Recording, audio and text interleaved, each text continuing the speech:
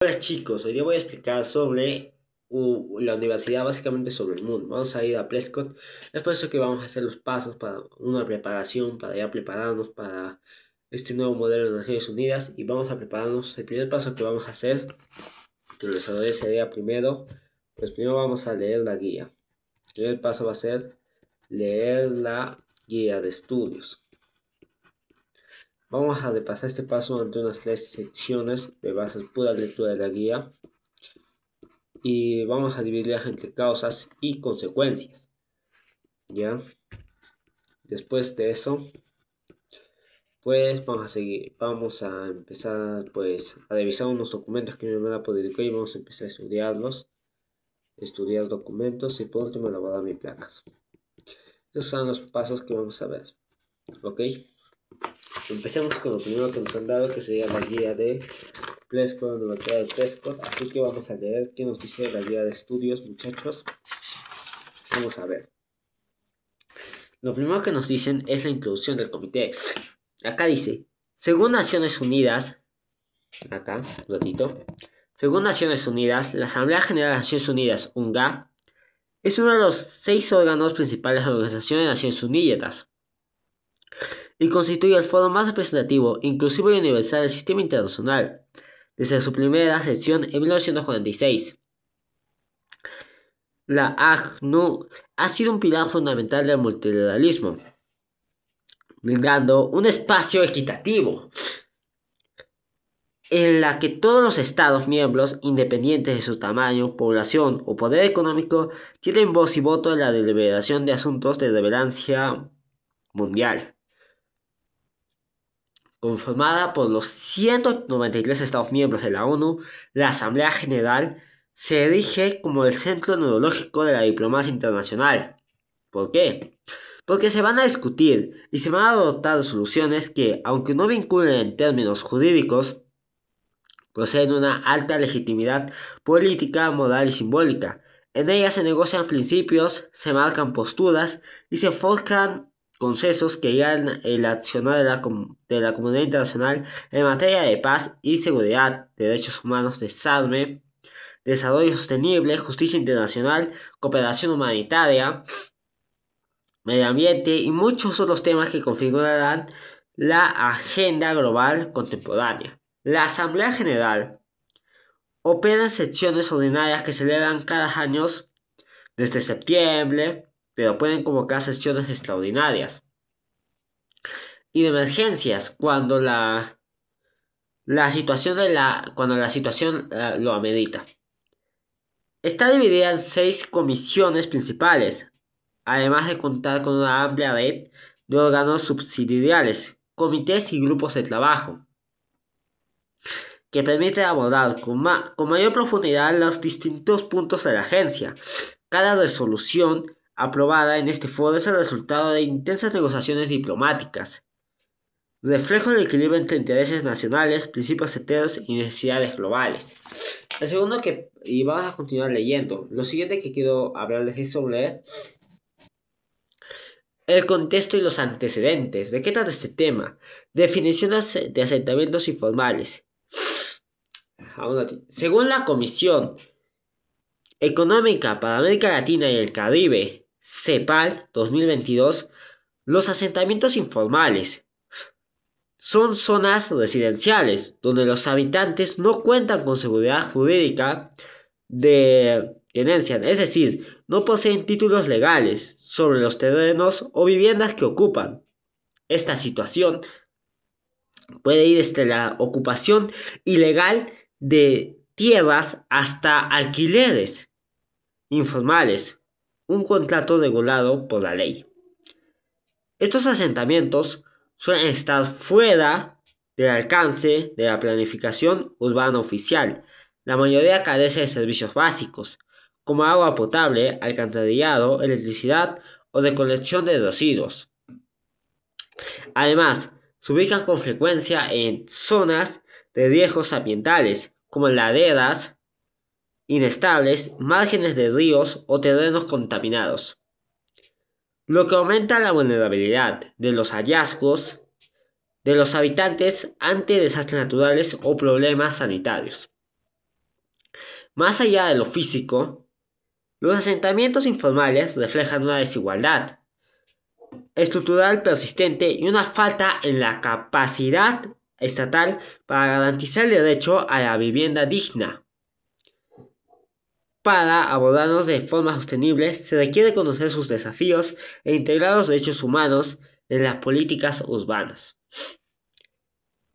Mediante un liderazgo gubernamental fuerte y soluciones participativas que involucren a las comunidades afectadas. A ver, otro subtítulo que nos están hablando básicamente va a ser sobre factores que impulsan la migración y su vinculación con los asentamientos.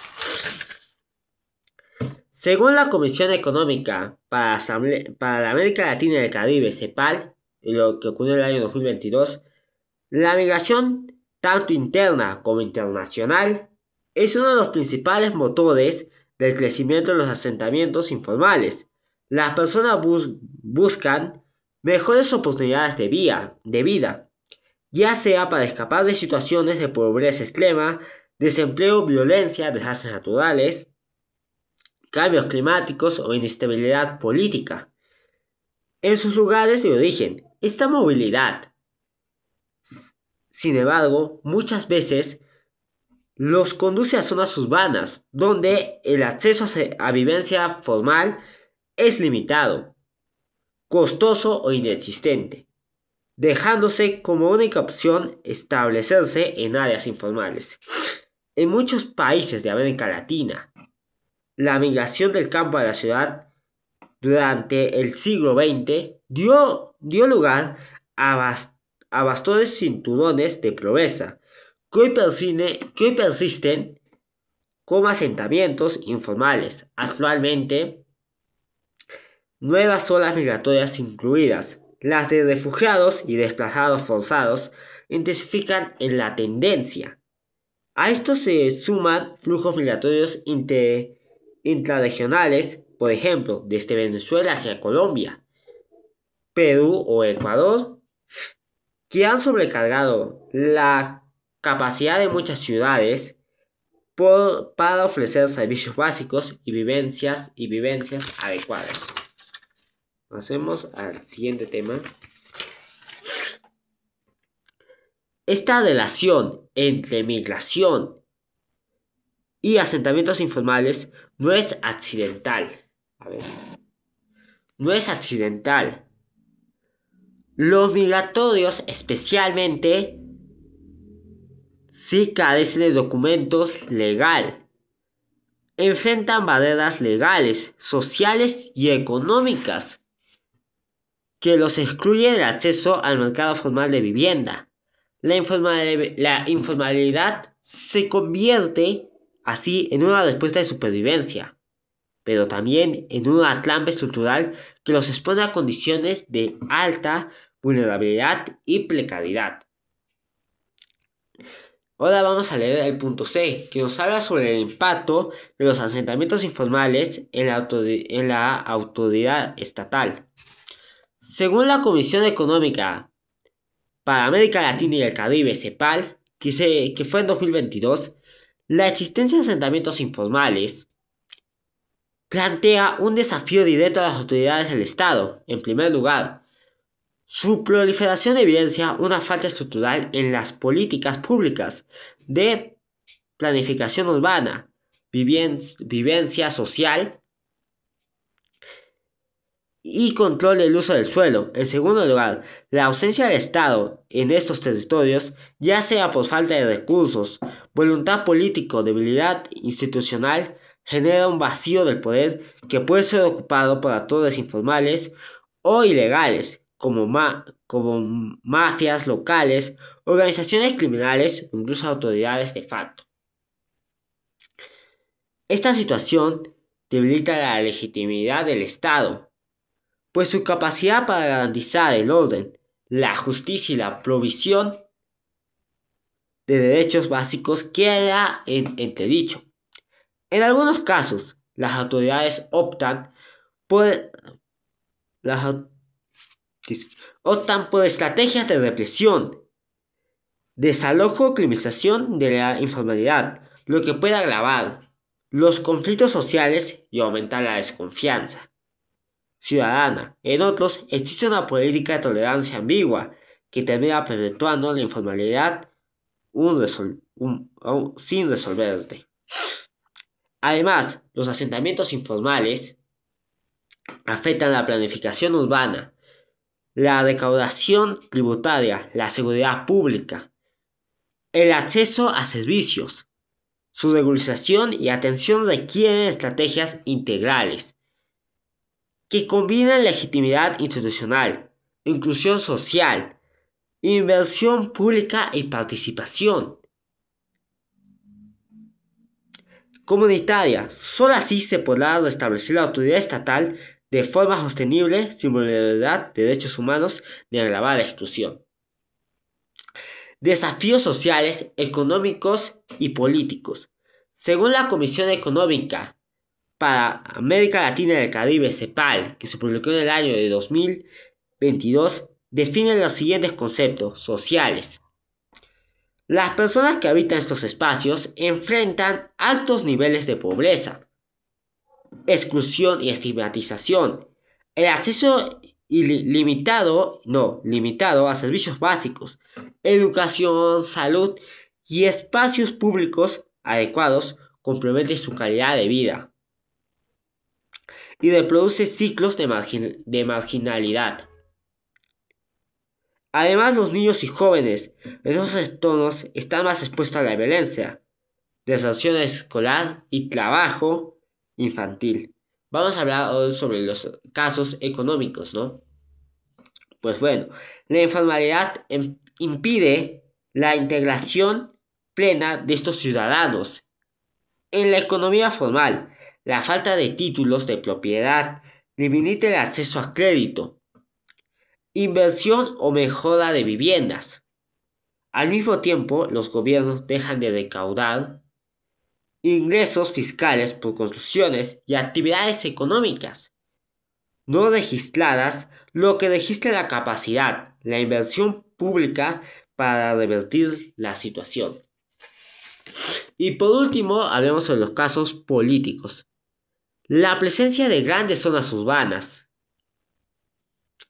al margen del control estatal erosiona la gobernabilidad y puede alimentar la desafección política. En contextos de alta polarización, estos asentamientos pueden convertirse en focos de tensión, protesta o clientelismo. Asimismo, la falta de una respuesta estatal efectiva puede fundamentar el surgimiento de liderazgos paralelos o estructura de poder informal que debilita aún más las instituciones. Por último, frente a estos desafíos, el rol del Estado es clave. El rol del Estado es clave, pero también lo es el de la comunidad internacional, los gobiernos locales y la sociedad civil. Promover soluciones sostenibles implica adoptar un enfoque de derechos humanos con perspectiva de género e interculturalidad que reconozca a los habitantes de asentamientos informales como sujetos de derechos y no como inferiores. El debate en este comité debe centrarse en cómo lograrlo. Acciones de los cuerpos internacionales.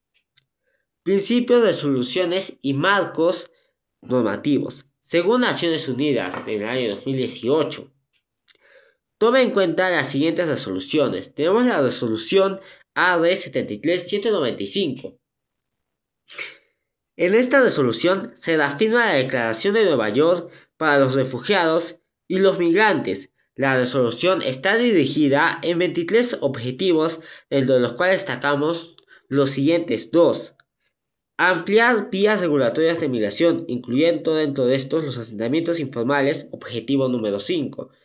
Fortalecer los procesos de identificación y protección, identificar a los migrantes y determinar su estatus migratorio de forma justa y unánime, objetivo número 12. Garantizar documentos de identidad legales para los migrantes. De esta forma aumentar la inclusión y reducción de los apátridas. Objetivo número 4. Empoderar a los migrantes. Para la inclusión, promover la integración de inmigrantes. En los países de acogida, proporcionando empleo, educación o inclusión en la sociedad. Después tenemos la resolución ARES 77-176, titulada Migración Internacional y Desarrollo. Aborda el tema de la migración y el desarrollo sostenible. ¿Y por qué? Porque para poder enfrentar estos desafíos sin la necesidad de una cooperación internacional. Por ejemplo,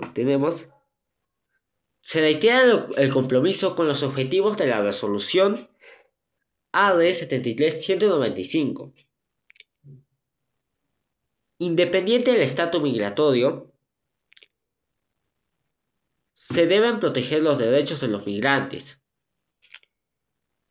como las necesidades básicas. Se reconoce que la migración puede impulsar el desarrollo económico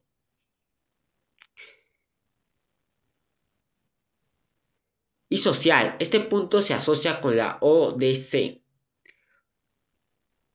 específicamente la ODC 0.7. Disculpen, 10.7. Vamos. Cuarto. Se aboga por la cooperación internacional para prevenir la trata de personas, el tráfico de migrantes. Esto incluye el compartir datos, recursos y compartir vías legales y seguras para la migración. Se hace énfasis en la protección de grupos más vulnerables, como las mujeres y los niños.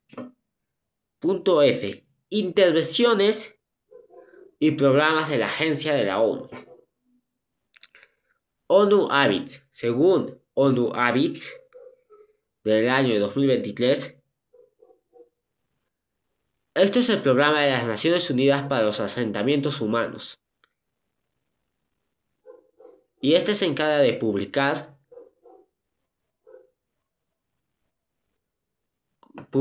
secciones como el Human Data Project Series, que se encarga de monitorear el progreso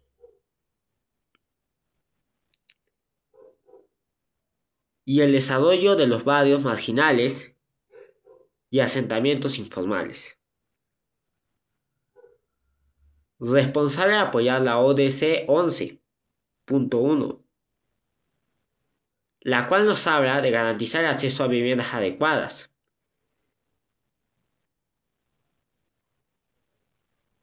Y mejorar los barrios marginales para 2023. Para 2030. Fomenta programas como el Por Climate Action en el informe de Sentiment, el cual trata de hacer que los asentamientos informales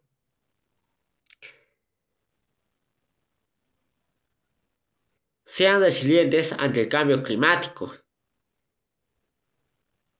abordando los problemas producidos por los desastres naturales. Después, GAP, Plan de Acción Global. Busca transformar los asentamientos rurales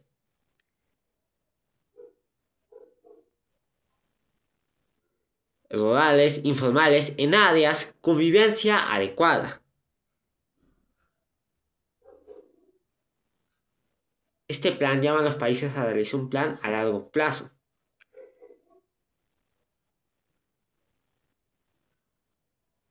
Para integrar a los asentamientos a la ciudad global.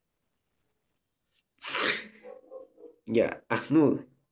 Trabaja para que las personas desplazadas, refugiados, apátridas, solicitantes de asilo y los que se encuentran en asentamientos informales tengan acceso a servicios básicos. En sus esfuerzos podemos encontrar apoyo a la formalización de asentamientos informales.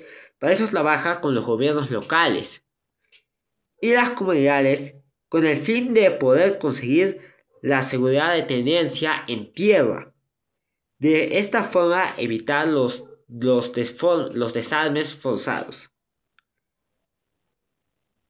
En casos en los cuales los asentamientos informales sufren desastres naturales, ACNUR utiliza herramientas como el NEAT para poder dar una respuesta rápida ante estos altercados. Promueve programas como Madre 51, en el cual ayuda a las personas a emprender mediante la venta de artesanías. De esta forma les da apoyo financiero y les ayuda a salir adelante. PNUD, según el programa de las Naciones Unidas para el Desarrollo, PNUD 2023, trabaja para poder proteger la gobernanza y la capacidad estatal de los países en vías de desarrollo mediante programas como el Gobierno para el Desarrollo Sostenible. Ayuda a los gobiernos locales a poder realizar una planificación urbana y brindar servicios básicos a las zonas marginales, promoviendo la estabilidad estatal, inclusión a la comunidad. PNUD promueve la participación de la comunidad en la implementación de proyectos. Esto asegura que la resolución esté involucrada en problemas en la comunidad. También fomenta la elección de autoridades locales y colabora con organizaciones para fortalecer la cohesión social. Por último tenemos los casos o los case studies. Crecimiento del asentamiento informal. Nueva Rinconada en Lima, Perú. Según la Comisión Económica para América Latina y el Caribe, CEPAL, en 2022, Nueva Rinconada es un asentamiento informal, ubicado en el distrito de Villa María del Triunfo, en la zona sur de Lima metropolitana. Desde inicio de los años 2000, esta área ha experimentado un crecimiento acelerado, impulsado por migraciones internas. Desde las regiones andinas del Perú, muchas familias se han asentado en la parte alta del cerro, en terrenos ocupados sin autorización, en busca de mejores oportunidades económicas y de acceso a la ciudad. La mayoría de las viviendas en Nueva Rinconada han sido construidas sin asistencia técnica ni planificación urbana, que condiciones ambientales adversas y sin accesos adecuados a servicios básicos como agua, saneamiento, transporte o centros de salud. Las familias recurren a sistemas o condiciones informales para obtener agua, lo que genera problemas de salubridad y altos costos. Esta situación se ha convertido en un reflejo del déficit habitacional y la desigualdad territorial que afecta a las zonas periféricas de Lima. El Estado ha sido presencial, limitada en el sector, tanto por razones logísticas como por la falta de planificación institucional para atender el crecimiento informal. Como resultado, los pobladores han desarrollado formas de organización como informal, como comunal, para autogestionar la seguridad, el acceso al agua y la defensa de sus terrenos, lo que revela tanto la disidencia social como la ausencia de una autoridad estatal efectiva. Nueva Rinconada continúa creciendo hasta hoy y representa un reto urgente para la política urbana y la garantía de derechos fundamentales en contexto de información persistente. Condiciona el campo de refugiados en Satilla de Beirut, Líbano. Según la Comisión Económica para América Latina y el Caribe CEPAL 2022, el campo de refugiados de Chatila fue establecido en 1949 en la ciudad de Beirut, Líbano, para albergar a palestinos desplazados por el conflicto árabe-israelí, aunque originalmente fue concebido como un refugio temporal. Ha participado por más de 7 décadas y hoy alberga a miles de personas, incluyendo a refugiados palestinos, sirios y otros migrantes en situación de vulnerabilidad. Estos asentamientos es un caso emblemático de informalidad prolongada en el contexto del desplazamiento forzado.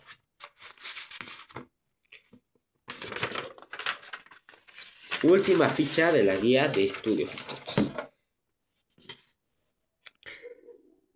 Chatilda se caracteriza por su por su alta densidad poblacional, condiciones precarias de vivienda y servicios muy limitados. Las construcciones se han levantado de manera improvisada y se han expandido verticalmente, sin control, lo que ha generado riesgos estructurales graves. El acceso a electricidad, agua potable, saneamiento y salud es deficiente y la infraestructura urbana prácticamente inexistente. Además, las restricciones legales que impone el Estado libanés a los refugiados palestinos, como la prohibición... ¿Qué pasó? Disculpen, se cortó el video, son errores técnicos. Continuemos. Como la población sin control, lo que ha generado riesgos estructurales graves. El acceso a electricidad, agua potable, saneamiento y salud es deficiente y la infraestructura urbana prácticamente inexistente. Además, las restricciones legales que imponen al Estado libanés a los refugiados palestinos, como la prohibición de adquirir propiedades o ejercer ciertas profesiones, agravan la marginalidad del asentamiento. La autoridad estatal libanés, mediante una presencia muy limitada en Chatilda, la administración del campo recae en gran medida sobre la UNRWA, Agencia de Naciones Unidas para los Refugiados de Palestina y otros organismos humanitarios. Esta situación ha permitido la aparición de redes informales del poder, incluyendo grupos armados, que llenan el vacío de autoridad institucional. A pesar de los esfuerzos humanitarios, las condiciones de vida en Chatila siguen siendo críticas, reflejando la fragilidad del Estado frente a los fenómenos prolongados de informalidad y desplazamiento. Hasta que ya hemos dado una repasada a la guía.